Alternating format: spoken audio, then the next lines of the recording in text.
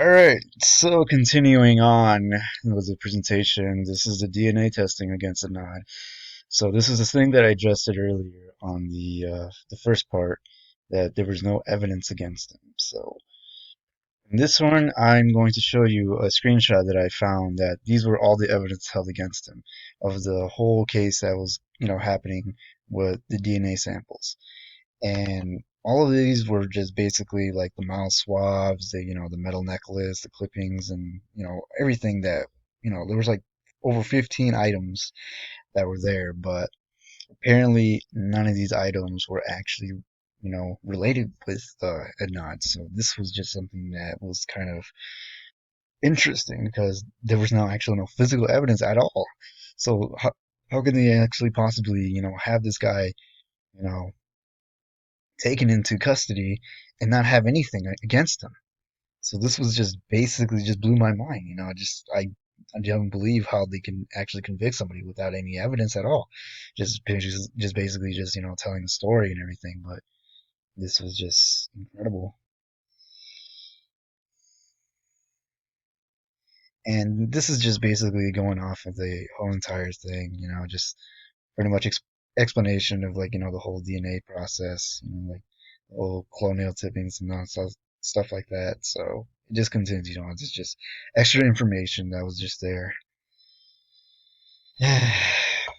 Deal with Jay. This was one of the episodes I used to for my sources, and this was just something that I was a little bit furious about because of how prosecutors were helping him in this matter, and they were just supporting him with everything they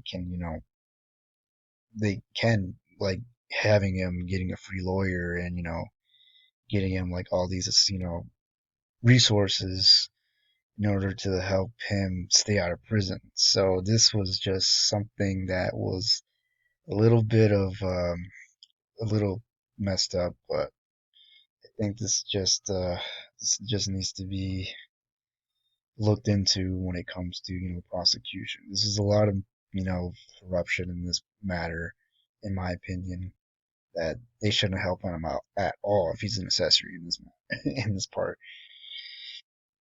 All right, so the limitations of age. So, as I said before about the limitations, is that when you are under the age of 18, you pretty much need a guardian or a lawyer presence to help represent you when it comes to interrogation. Fortunately, that was not the case for Anat, so this was just basically him getting incriminated for all the questions that they asked him, and he wasn't prepared for it. So this actually got him into trouble for this. So this was a violation of his right for due process because he needed somebody to represent him because he was at the age when he needed. So it's another thing too.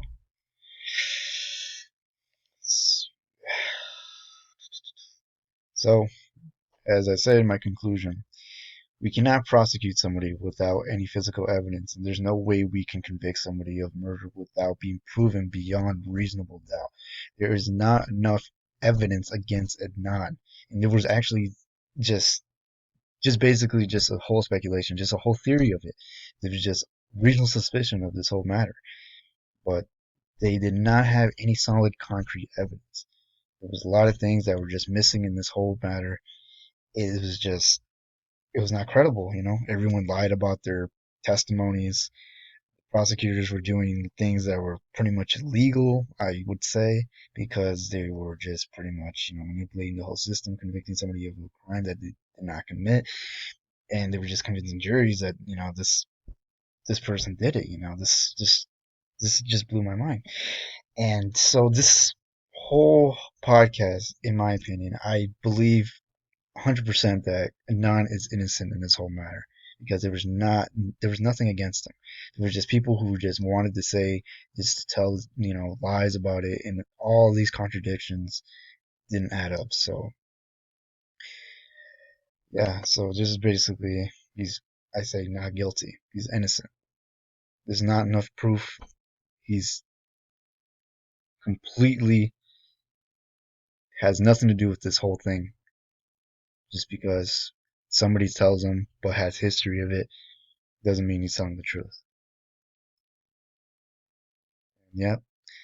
Basically, just what everything I just said about the DNA samples. There's no evidence against them. The credibility of the stories, sneaky tactics that prosecutors were using, and the possibles of other murders that, well, I kind of left that part out, but the possible murders that could have been, suspected of this crime too weren't actually into question. They were just, pretty much targeting Anad this entire time. And since there's not enough good estimates possibility, I say proof without beyond reasonable doubt. So he should be tried again. He should have a retrial because there was not enough. There's not enough information. So I believe 100% he deserves a retrial.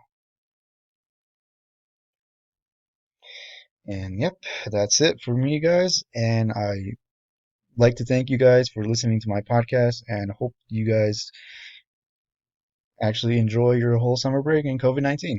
Thank you and have a great day.